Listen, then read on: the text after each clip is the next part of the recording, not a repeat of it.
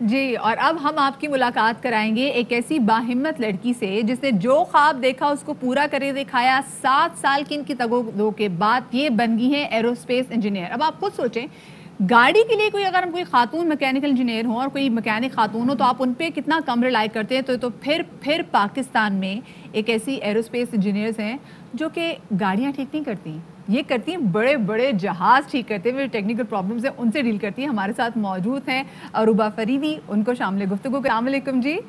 Welcome to شام رمضان. کیسی ہیں آپ؟ سب سے پہلے تو بھائی یہ بتائیں کہ اتنی چھوٹی سی ہیں آپ، کیسے بن گئی، اتنا بڑا کام کیسے کر لیا ایروسپیس انجینئر؟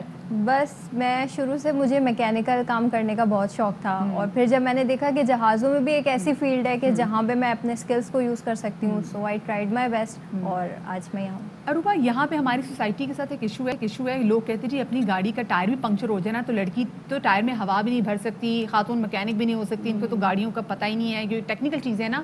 تو جہاز تو پھر ایک بہت بڑی چیز آ جاتی ہے.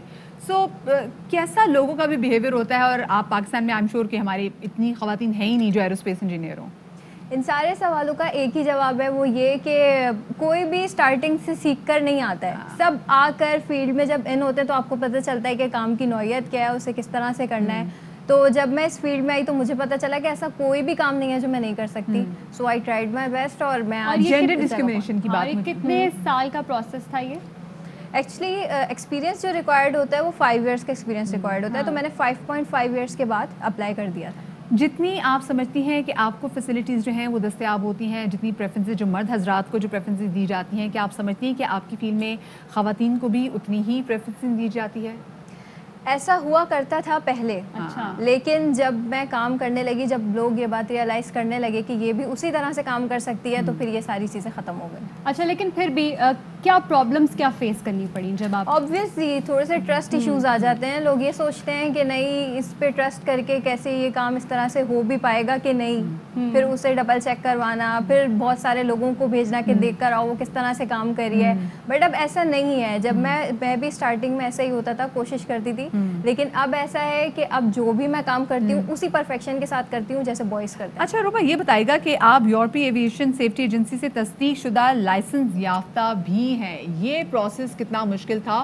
اور بہت ساری لڑکیاں آئی ایم شیور جو آپ کو بھی دیکھ رہی ہیں، ہو سکتا ہے میں بھی یہ چاہ رہی ہوں، ہمارے لیے بتائیے گا کہ یہ پورا پروسیس کتنا ٹائم ٹیکنگ ہے اور کس طریقے سے جناب آپ نے یہ لائسنس حاصل کیا؟ دیکھیں پروسیس اتنا مشکل نہیں ہے، اور ایسا ہے کہ پاکستان میں اس کو مشکل بنا دیا گیا ہے. تو اس کو 5 ایئرز اس طرح سے ہوئے کیونکہ یہاں پر کچھ ہماری آرگنائزیشنز ہوتی ہیں جو کہ ایک 1457 اور 145 اپرووڈ آرگنائزیشنز ہوتی ہیں جو کہ بہت سارے اسٹیٹس میں ہیں، بہت سارے اسٹیٹس میں نہیں ہیں. پاکستان ان اسٹیٹس میں آتا ہے جہاں پر یہ نہیں ہے. تو اس وجہ سے ہمیں ایکسپیرینس زیادہ ریکوائرڈ ہوتا ہے. یہاں سے تو خواتین سنگاپور اور تھائی لینڈ کی ساری بات کر رہی ہوں، سنگاپور اور تھائی لینڈ بھی جاتی ہیں اس کے لیے مطلب ٹریننگ لینے کے لیے. تو بالکل ایسا ہی ہے، تمام ٹریننگ پاکستان میں لی. ریکوائرمنٹ کم ہے پریکٹیکل ایکسپیرینس کی، اور پاکستان سے زیادہ ہے، اس وجہ سے اتنا ٹائم. لائسنس ہے یہ پوری دنیا میں ایکسیپٹیبل ہے؟ جی بالکل ایسا ہی ہے. صحیح ہے. اور گھر والوں نے ٹرسٹ کیا، جیسے آپ کہہ رہی ہیں کہ باہر کے لوگوں نے ذرا ٹرسٹ نہیں کیا، ٹرسٹ ایشوز آتے ہیں، گھر والوں نے ٹرسٹ کیا کہ ہاں اتنی چھوٹی سی عروبہ یہ سب کر لے گی؟ جی اسپیشلی میرے پیرنٹس نے، مجھے یاد ہے میں نائٹ شفٹس کر کے آتی تھی تو مما بابا گھر کے باہر واک کر رہے ہوتے تھے مین روڈ تک کہ وہ آئے گی تو پھر ہم اسے لے کر آئیں گے گھر. تو دیز آر دا تھنگس میرے لیے بہت زیادہ میٹر کرتی ہیں ابھی تک. بہت شکریہ Urooba, we are so proud of you, اور آئی ہوپ کہ آپ آگے مزید جو ہیں وہ ترقی کرتے چلیں. بہت شکریہ جی. عروبہ موجود تھی، اور اب وقت ہو گیا یہاں پہ ایک چھوٹی سی بریک لینے کا. اس بریک کے بعد واپس آئیں گے تو ہمارے پاس کیا کیا چیزیں شیئر کرنے کے لیے عرضا؟ آج آبویسلی 1 مئی بھی ہے تو لیبر ڈے کے حوالے سے بھی ہم بات کریں گے، اور رمضان المبارک ہے تو مزے کی ریسیپیز بھی ہم ٹرائی کریں گے. کل آپ کو پتہ ہے وہ روح افزا لگون جو تھا وہ میں نے گھر جا کے بنا کے میں نے پیا تھا، بہت مزہ آیا تھا. آج بھی بہت ساری ریسیپیز ہوں گی آپ کے ساتھ شیئر کرنے کے لیے، لیکن اب ایک بریک لیتے ہیں، نیوز بریک لیتے ہیں اور پھر واپس آئیں گے.